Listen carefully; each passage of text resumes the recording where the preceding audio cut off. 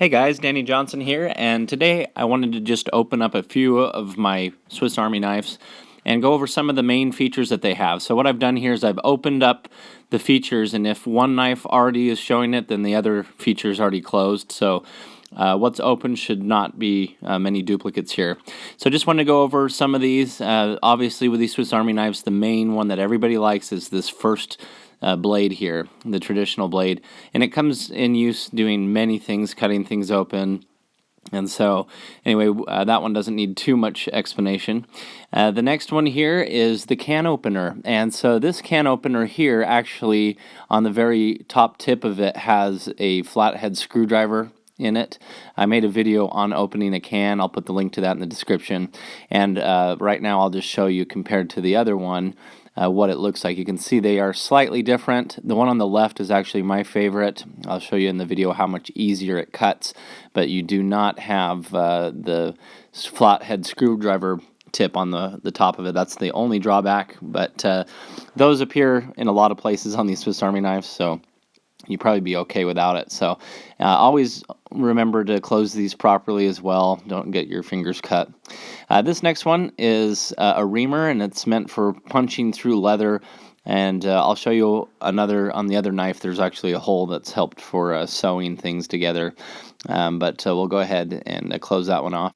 And so we'll go over the bottle cap opener here. So here's a bottle cap that we're opening, and you just put the lip underneath it and you gently pry up on it, and you can see it pops the cap right off. So very useful. And I have a Swiss Army knife in our kitchen all the time just to have set aside for that reason. And on the bottom here, you'll see this tiny little notch that you may have missed before. And so that's actually a wire stripper. And so I'm going to show you how that works.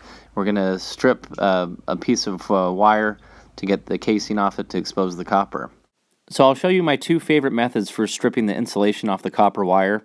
The first one is to simply open up the big blade, and then you're going to find out where you want it to be cut. And so you're just going to put the edge of the blade on it and cut around it. So I like to just put this on a flat surface like this, and then just kind of do like a little sawing action very lightly. And you'll feel when you kind of cut through the insulation and start to hit the wire. And at that point, you just kind of rotate the wire in a full circle until you have a nice even groove all the way around it. Okay, and the second method is to put it in that notch as well. And you can even do both these methods at the same time if you want. And then if you have the cutter 90 degrees up, then you can bring the blade down like this on top of it. Apply slight pressure on the blade and then twist it, and that'll make a nice, even, uniform cut that goes in a complete perfect circle. So that's just another technique if you want to use that. But then you're going to want to close the blade, open it up fully again, and now we're putting the cut mark that we made right here inside the little eyelet on the stripper. So you can see here as we pull with it, it will strip the insulation right off the wire here. So that works really well, almost like a pair of professional strippers, as long as you don't cut too far onto the actual copper. So just make sure you're getting the insulation only. Next is the reamer here, and so this one has a blade on the side of it, and I've actually used this already to add another belt hole.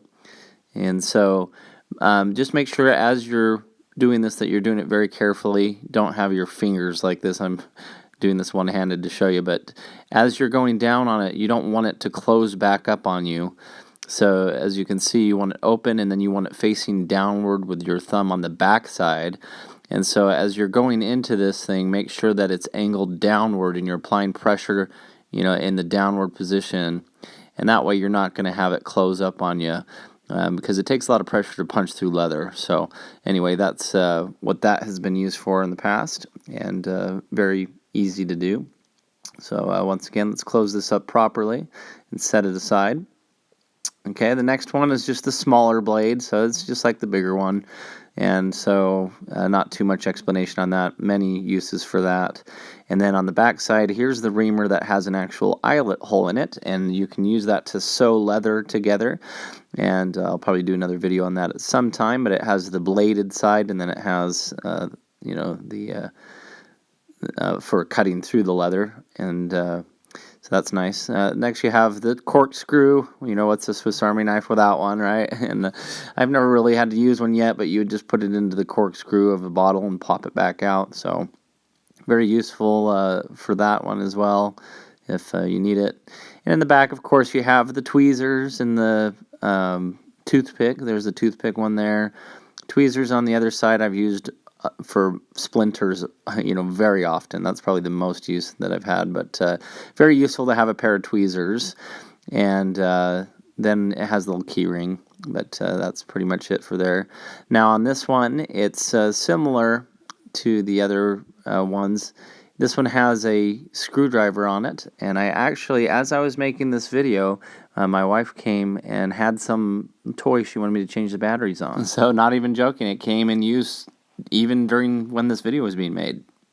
So I like it has the Phillips screwdriver because a lot of them don't. They just have the flat one. We already went over the can opener here, so I'll put it away. I like that one a lot better. And this is a standard blade here, but it's perforated, so it's really nice on the sides here. Serrated edge makes it really nice. So we'll put that one away as well. Just be careful of that. Good for cutting wood. Now the pliers are really nice on this. This is a sturdy, thick pair of pliers, very nice. And you'll also notice in the very top part of it, you can open it up and slide it to make a bigger opening for the pliers. It's kind of like a pair of channel locks there, so that is very useful. But there is actually a hidden feature on these that you may not have noticed. So if you look at this closely, you'll see a little hole on the left-hand side here. So see this one right here? As you open it and close it, you'll see that it separates from another hole that's on the other side. So that, watch as I open it, you'll see the two holes are lined up now, and then that separates them. So what this is for is actually for cutting wire. So I'm going to show you a small piece of wire that we'll put through there, and as you move it, it cuts it. So it's really nice, really well done too. Probably a safer way of cutting too. So you just thread it through like this.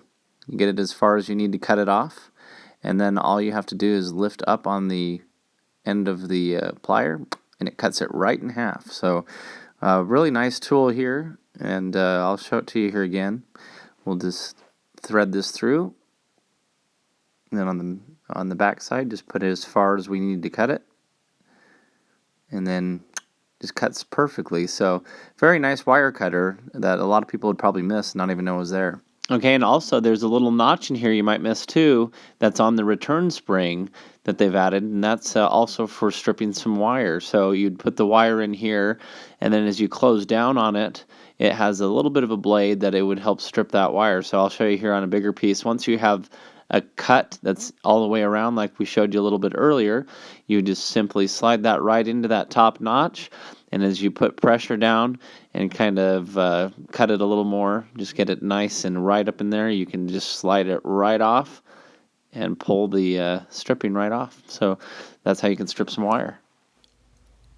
So anyway, hopefully you enjoyed this video, and we'll put that one away there. Just make sure that you're very safe with your knives. It's easy to cut your fingers with them as you're closing them, or even with them exposed. They are meant to be sharp, obviously. So anyway, that was the lineup of some of my Swiss Army knives that I carry in their normal things. Of course, there's millions of uses for all of these.